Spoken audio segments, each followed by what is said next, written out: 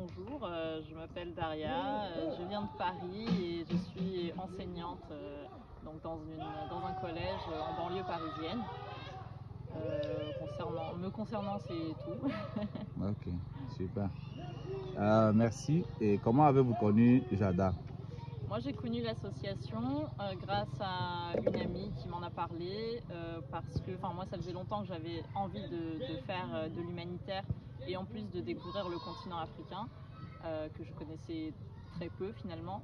Et c'est une amie qui m'en a parlé parce que son amie à elle avait déjà fait le séjour avec Jada. Ok, Voilà.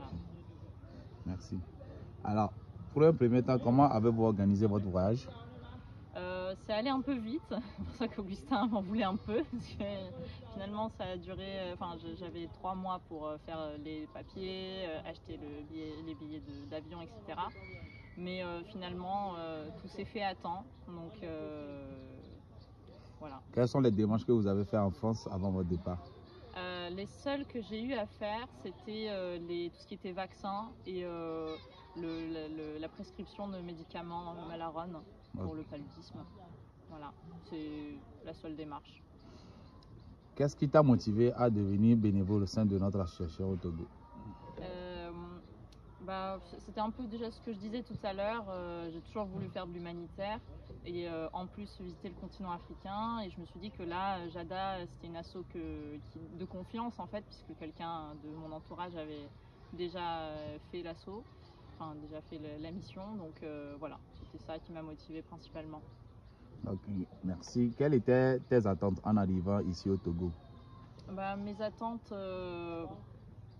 déjà, je voulais faire la mission pour laquelle j'étais conviée, donc enseigner. Et puis en dehors de ça, je voulais tester d'autres choses comme le soin des plaies, aider à la construction. Et oui, je m'attendais effectivement, parce que je suis déjà enseignante en France, donc je me disais que enseigner ici, ça serait peut-être un peu différent du point de vue du niveau des élèves, mais aussi même de l'environnement, etc. Et donc ouais, j'appréhendais un peu de savoir comment ça allait être ici réellement. Voilà. Alors, tes attentes étaient-elles réalisées? Oui, alors moi déjà j'ai testé les différentes missions qui m'étaient déjà proposées au départ.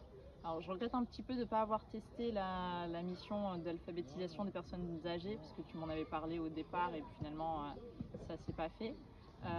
Mais sinon toutes les autres missions j'ai pu les tester et ça c'était chouette. Sinon, oui, j'ai réalisé qu'il y avait effectivement des écarts de niveau par rapport à la France pour enseigner en fait, donc ça peut être une difficulté par moment. La principale difficulté que j'avais un peu sous-estimé, c'était le fait que les élèves parlent principalement évé et beaucoup moins français. Donc ça, c'était une difficulté. Et puis sinon, globalement, c'était assez ce que j'imaginais. Parmi toutes les tâches que tu as accomplies, quelle est celle qui t'a le plus marqué?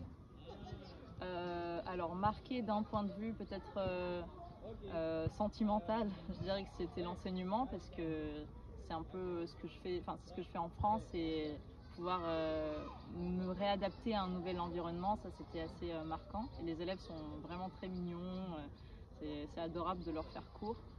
Je pense que l'autre mission qui m'a marqué, disons plus sur un point de vue émotionnel, plutôt traumatisant peut-être, c'est les soins des plaies, parce que là c'est vrai que c'est quelque chose que j'ai jamais eu à faire, et les plaies sont quand même assez impressionnantes parfois, et les enfants sont vraiment en pleurs, c'est vrai que ça peut être un petit peu traumatisant. Ok, merci. Alors, quel est ton meilleur souvenir pendant ta mission au Togo, au sein de l'association? Voilà. Je pense que ça va être assez difficile de répondre à cette question, parce que pendant tout le voyage, il n'y a eu que de très bons souvenirs. Donc je ne saurais pas en choisir un. Mais peut-être aujourd'hui, il s'est passé quelque chose d'assez émouvant, parce qu'une élève de première qui passe en terminale m'a apporté une lettre dans laquelle elle me remerciait pour les cours que j'ai pu donner pendant ce séjour. Et je pense que une lettre de remerciement d'un élève, c'est ce qui est le plus émouvant qu'un professeur puisse recevoir dans sa vie. Donc voilà. Ah, c'est cool ça. Y a-t-il eu des moments ou des difficultés que tu as racontées lors de ton séjour ici? Et s'il y en a, comment tu les as surmontées? La principale difficulté, j'en ai déjà parlé tout à l'heure, c'était voilà, de se faire comprendre des enfants parce que oui, il y a la barrière de la langue. Je pense que ce que j'aurais aimé faire en amont, c'est peut-être apprendre un peu plus l'évé avant de venir. Ça aurait pu être utile. Sinon, là, comment on a pu surmonter cette difficulté, c'est que parfois certains membres de l'asso venaient traduire les choses pour les enfants. Donc ça, c'était, on va dire, le dernier secours. Sinon, avec les gestes aussi, on a beaucoup parlé avec les gestes, on a répété, voilà, c'était principalement comme ça. Okay. Alors, si on va un peu plus loin, comment décrirais-tu l'ambiance au sein de l'équipe et avec les enfants bénéficiaires de tout ce que tu as fait au sein de l'association? L'ambiance a toujours été bonne. Moi en tout cas je tiens vraiment à signaler que du début jusqu'à la fin je me sentais en confiance partout et je pense que ça c'est pas forcément évident quand on va dans une asso dans un pays qu'on connaît pas, voilà, et vraiment du début jusqu'à la fin je me suis sentie en confiance. Je sais plus si tu peux répéter la question.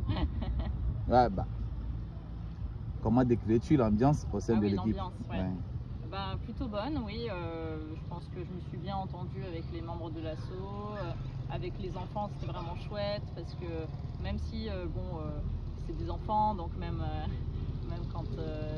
comme en France, en fait, ils peuvent faire des bêtises, etc. Mais malgré tout, ils sont toujours adorables. Ils n'ont jamais été désagréables. Okay. Quel conseil donnerais-tu à quelqu'un qui souhaite s'engager comme bénévole au Togo auprès de l'association Jada?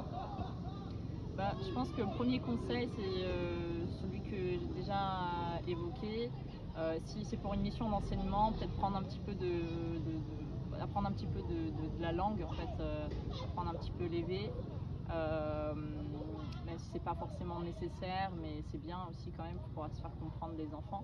Et après, moi, il y a quelque chose que j'aurais aimé anticiper aussi, c'est peut-être apporter des choses qui sont utiles sur place, par exemple apporter des pansements, des choses comme ça, même du savon en fait, même parfois les enfants ont besoin de choses très simples. Et ouais, j'aurais aimé apporter plus de choses comme ça, même des livres en fait, ou des cahiers, des feuilles, enfin voilà, des choses un petit peu basiques, mais j'aurais aimé en apporter plus. Voilà, d'autres conseils. Non, je pense que c'est tout. Ok. Tu peux nous dire le village où tu es actuellement? C'est Davedi.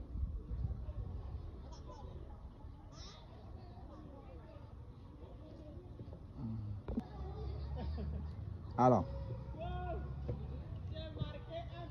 est-ce que vous êtes fier de ce que vous avez fait durant votre séjour?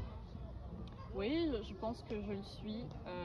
Voilà, même si parfois j'ai eu quelques moments de doute où je me disais que peut-être à certains moments je me sentais moins utile, peut-être, par exemple même sur le chantier ou pendant le soin des plaies, même à certains cours quand par exemple les enfants ne comprenaient pas ce que je disais et que du coup c'était Gildas, l'autre membre de l'association, qui traduisait tout.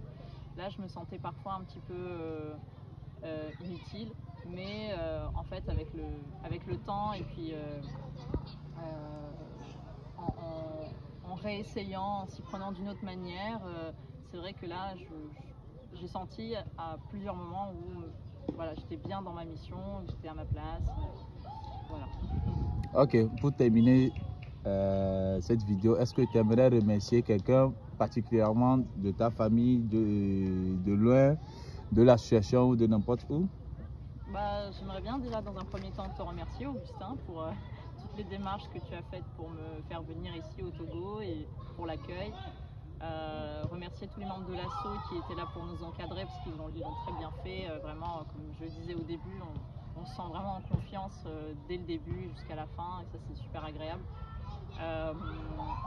J'aimerais bien remercier aussi justement mon ami Madison qui m'a parlé de l'assaut et qui a vraiment très bien fait. Remercier ma maman aussi parce qu'elle va pas très bien en ce moment, donc je pense que voilà, elle mérite aussi des remerciements pour m'avoir encouragée, m'avoir soutenue aussi dans ce projet. Voilà. Ok, merci beaucoup Daria.